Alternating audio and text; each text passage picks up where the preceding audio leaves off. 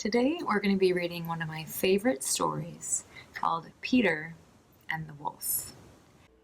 The music is composed by Sergei Prokofiev, but this book is illustrated by Jorg Muller. Peter and the Wolf, a musical fairy tale in which all of the characters are represented by different instruments of the orchestra. The bird by the flute.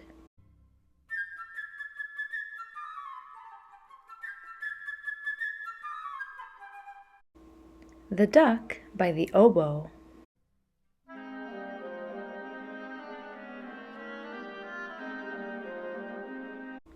The cat by the clarinet.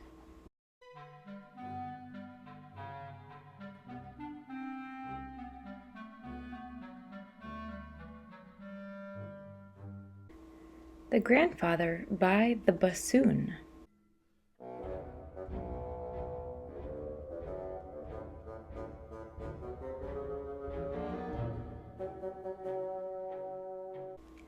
The wolf by 3 French horns.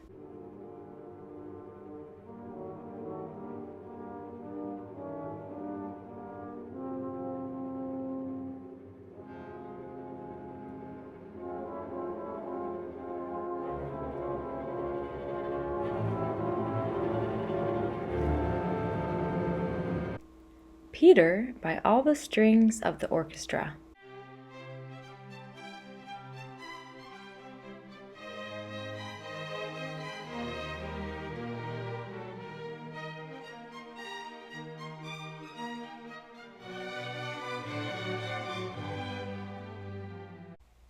And the gunshots by the kettle drums and the big bass drum.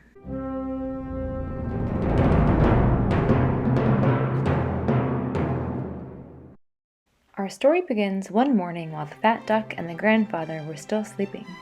Peter quietly opened the garden gate and went out into the meadow.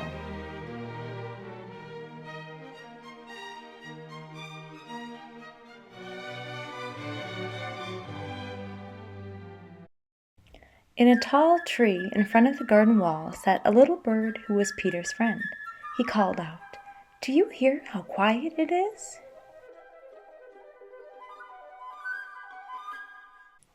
Meanwhile, the fat duck had awakened and saw that the garden gate was open.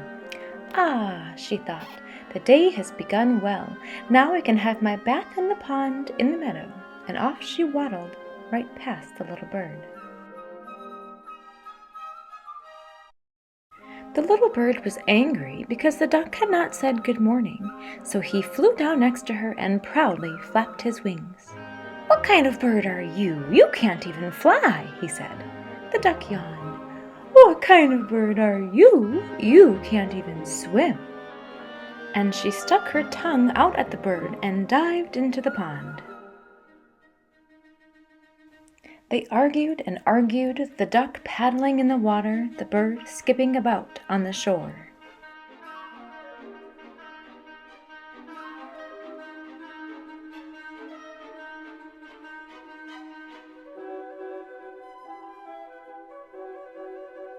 Suddenly Peter, who was watching nearby, saw the cat sneaking through the grass. "How I love birds," thought the cat, "especially for breakfast with white bread and milk."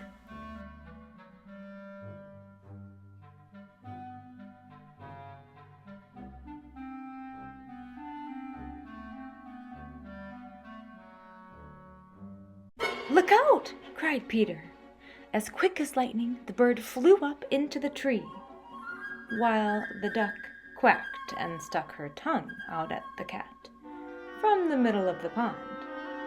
"You will regret that," thought the cat, licking her lips.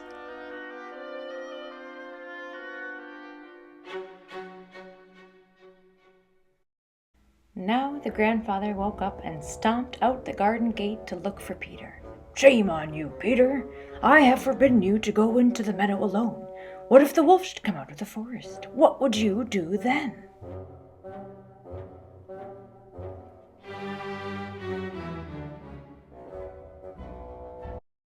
"But I'm not afraid of the wolf," said Peter.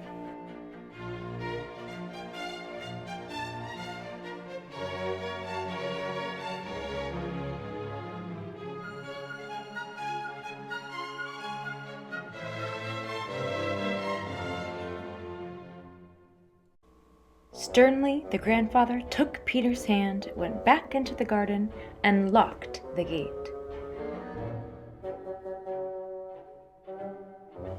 "If the wolf comes, I will protect Peter," the grandfather thought as he lay back in bed and fell asleep.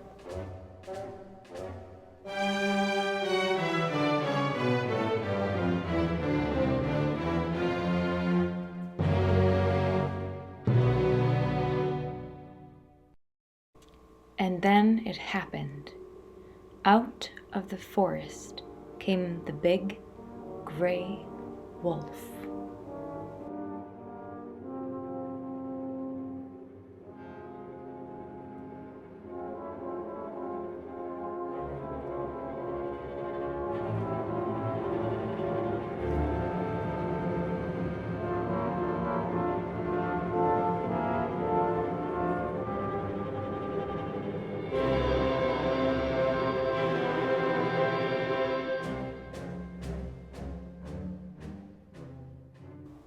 The cat hissed and raced up the tree as high as she could go.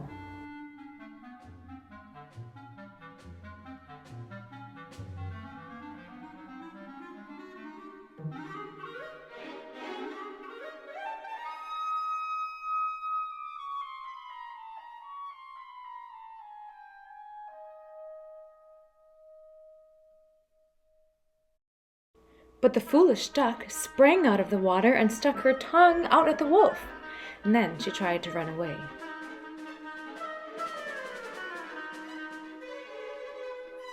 The wolf snarled, "You dare to tease me?" And he came nearer and nearer, and he pounced on the duck and swallowed her whole.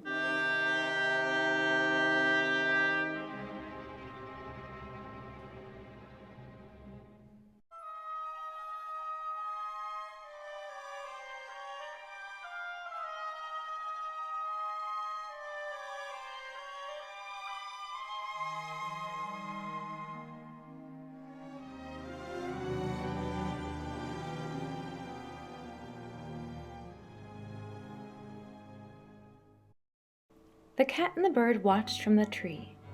"Now the wolf has his eye on you," said the bird to the cat. "And I have my eye on you," answered the cat. The wolf planted himself under the tree. "Come, let's play," said the wolf in a friendly voice as he stared up at the cat with his big red eyes.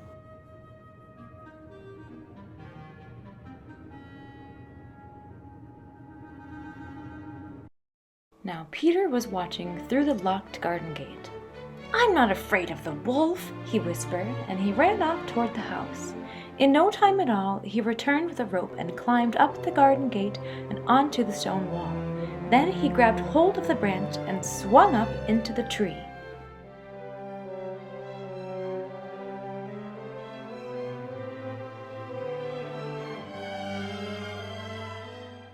"Don't just sit there," he called softly to the little bird. "Tickle the wolf's nose for me, but don't let him catch hold of you." The little bird said, "Well, I'd rather tease the wolf than be eaten by the cat." So he flew down and perched on the wolf's nose. "A bird on the nose is better than a cat in a tree," thought the wolf.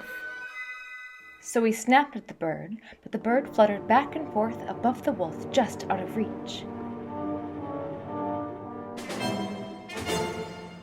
The wolf snapped and snapped again and again, but he still could not catch him. Meanwhile, Peter had tied a noose on one end of the rope, and when the wolf came near, Peter slipped the noose over the wolf's tail. When the tail was nicely in place, Peter pulled the line toward him. "I'll just tug on this line," snarled the wolf, "and pull the child down. Then I will eat him." And the wolf pulled and pulled, but Peter had tied the line solidly to the tree. The wolf growled. He tugged and pulled savagely on the rope until he lay on the ground exhausted.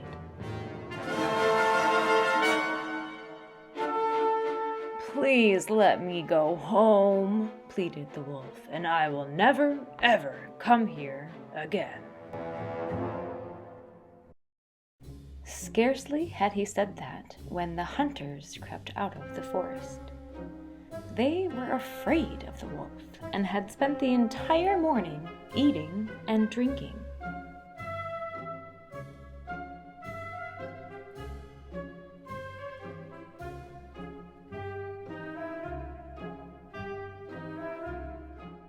When they saw the wolf, they were terrified and shot into the air. "Stop that shooting!" cried Peter. "We've caught the wolf and we're taking him back to the forest." The hunters were ashamed of themselves.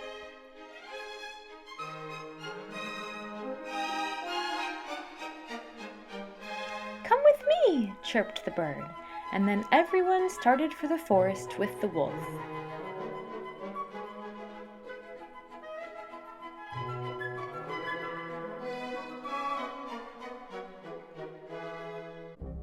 First came Peter. Behind him marched the hunters with fearful faces, and the big, tired wolf. And last came the grandfather with the cat.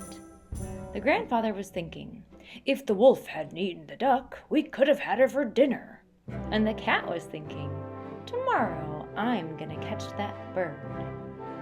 The little bird flew over them and chirped, "Today I tickled the wolf, tomorrow I will tickle the cat." And the duck sat comfortably in the wolf's belly. "At last I can travel peacefully," she thought, and she stuck her tongue out at the wolf.